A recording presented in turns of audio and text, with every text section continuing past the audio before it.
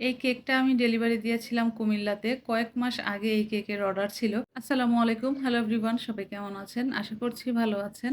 আমরাও আলহামদুলিল্লাহ ভালো আছি। আমার নতুন আরও একটি ভিডিওতে আপনাদের স্বাগত। তো এই কেকটা আমি ডেলিভারি দিয়েছিলাম কুমিল্লাতে। তো বেশ কয়েক মাস আগে কেকের অর্ডার ছিল।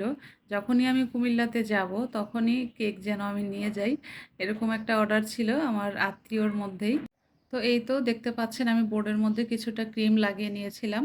তো তারপরে কেকের একটা স্লাইস দিয়ে দিলাম। এখন দিচ্ছি আমি মিল্ক সিরাপ।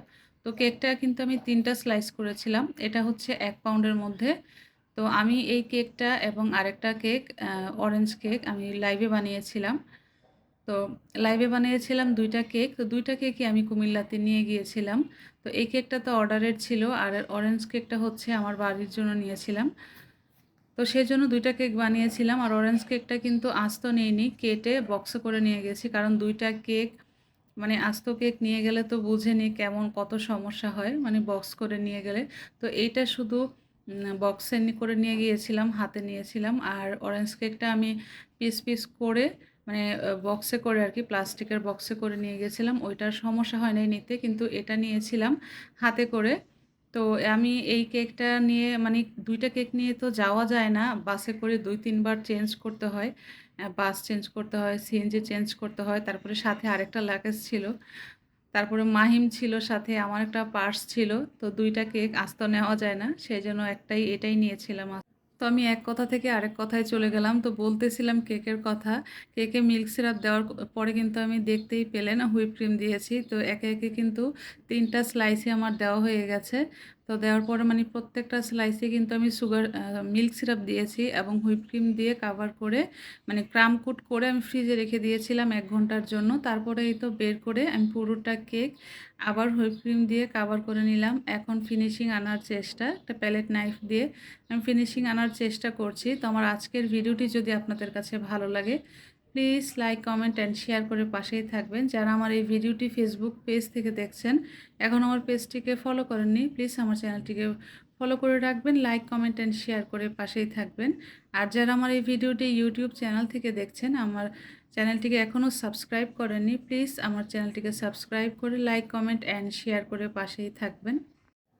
তো এই কেকটি অর্ডার যিনি করেছিলেন উনি বলেছিলেন আমি যখনই কুমিল্লাতে যাব তখনই যেন কেক নিয়ে যাই। কারণ যে অর্ডার করেছিল ওর একটা ছেলে আছে ২.৫ থেকে ৩ বছর হবে।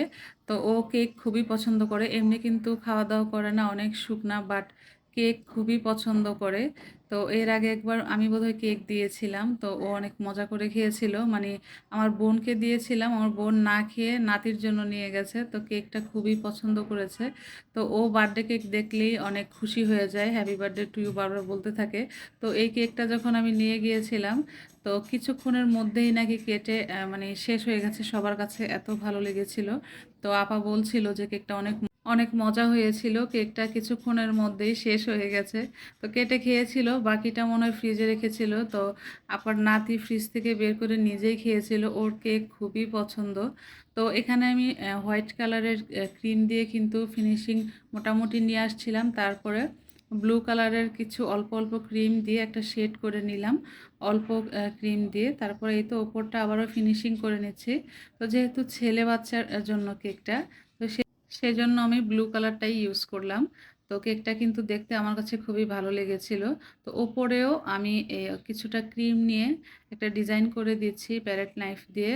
তো এই ডিজাইনটা এর আগে কখনো করিনি।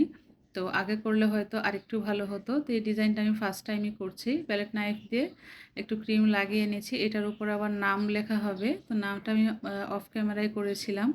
তো আপনাদের কাছে এই কেকটি কেমন লেগেছে অবশ্যই কিন্তু কমেন্ট করে জানাবেন। আর আমার ভিডিওটি কে কোথা থেকে দেখেন প্লিজ কমেন্ট করে জানাবেন। আপনাদের কমেন্ট পড়তে কিন্তু আমার খুবই ভালো লাগে এবং আমি প্রত্যেকের কমেন্টের রিপ্লাই কিন্তু দেই।